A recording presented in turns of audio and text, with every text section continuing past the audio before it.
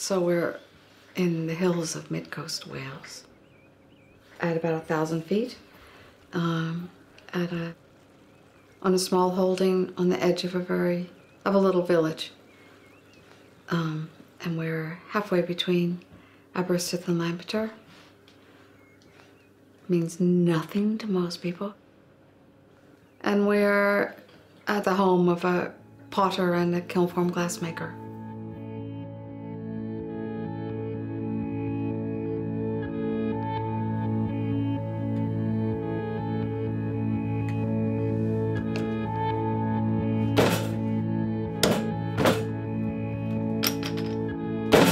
I was a fan of Ian's for quite a few years before I ever met him. You know, really liked his work. I have this little Ian Rylatt collection. So I, phoned the gallery and to get his number, how to, get in touch with him. She ordered some beakers that her sister years ago had bought some and obviously broken them and everything and wanted some replacements. So Paula phoned me up and said, could I make some? I was there for an hour and a half and we babbled incessantly, the pair of us. So I bit the bullet and asked him out, which is a good thing because he's really shy.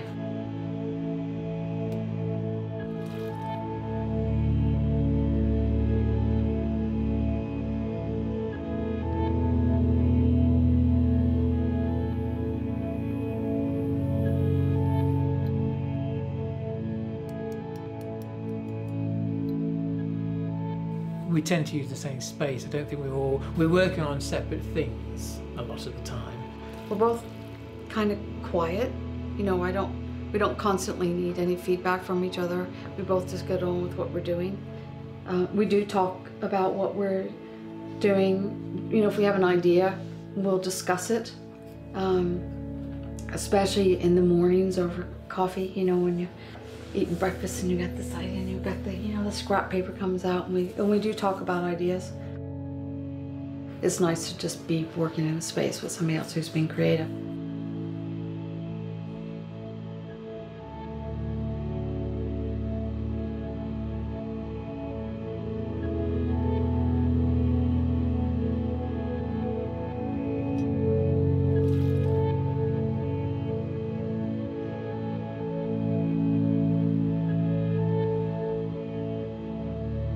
I don't know why I got so drawn to glass. It's not friendly. It's not like, clay's so nice.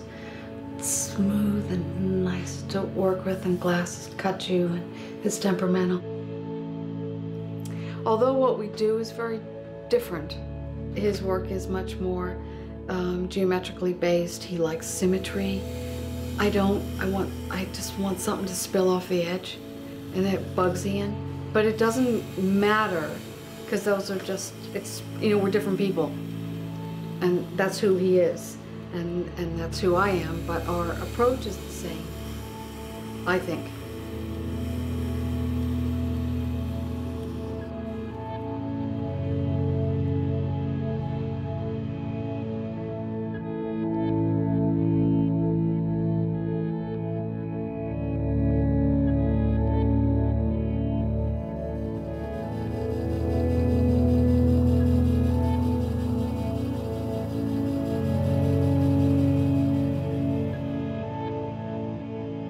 I wouldn't say I make a lot of money. Survive. We survive, yeah. That's kind of it. It's a bit of a juggling act to balance all of the demands of what we do, because there's the demands of work. You've got to, you want to do it, but it's also making a living, and the demands of the animals and the land.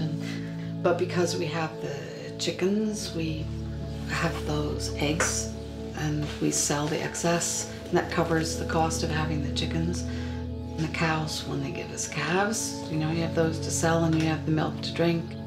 I think of the garden for me as I'm providing an income. It's an income in food.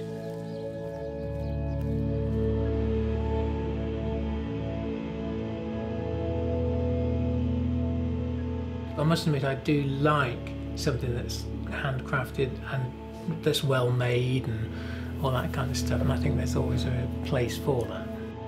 Neither of us are production workers, because there are production craftspeople. you know, you have, it's like a little mini factory, and you're cranking things out, and you know, and it's that business, that's the thing, and it's an involvement with each individual piece. Even if you're doing something that's, you know, you're repeating a concept, it's still different each time. You know, the society is changing, isn't it? It's all going computerized, you know. Well, you know, that's for some people, it's not for everybody.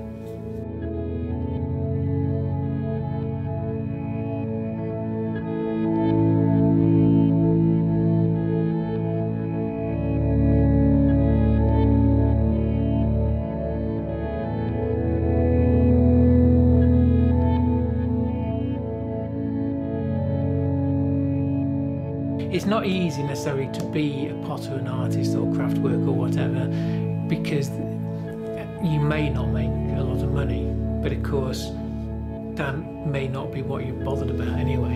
You know, if somebody loves what you do, it inspires them and they're happy, that's enough. I don't need public recognition. I'm not that bothered about 20 years ago maybe. I'm quite at peace with what I'm doing.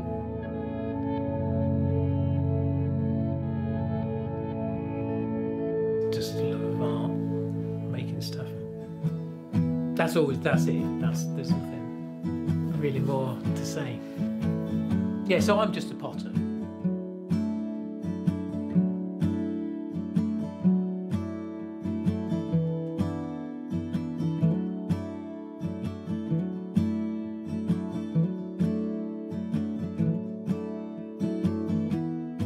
If it's what's important to you, which is what's important to us, is to be able to express your creativity. And we have combined that with in a country that we love living in, and the landscape and the garden and the animals and the whole, just, we have the perfect life. Of course, it has up and downs, like life does. Be boring if it was always the same.